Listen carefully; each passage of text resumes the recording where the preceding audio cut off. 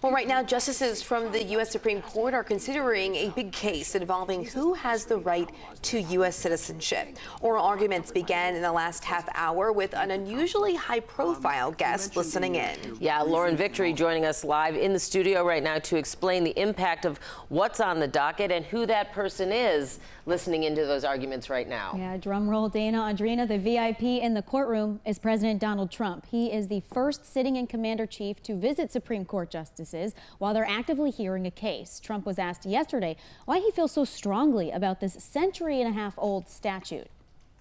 It had to do with the babies of slaves, and hopefully it's going to say because our country is being scammed.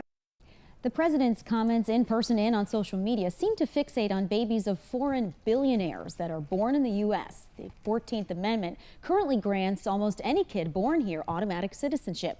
Trump signed an executive order on the first day of his second term that restricts how birthright citizenship works. It hasn't gone into effect, but if allowed to, his order would deny citizenship to children of people here in the country illegally, mothers on student or work visas, or parents who have been granted certain deportation protections. Northwestern history professor Kate Macer says this case could impact about 200,000 babies born in the U.S. every year.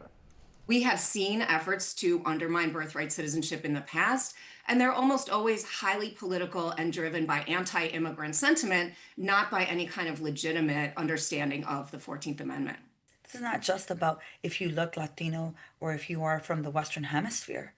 The birthright citizenship question will come to question the birthright citizenship of people whose parents may be from Ukraine, from Russia, from Guatemala, from Venezuela, from China, or from the Middle East.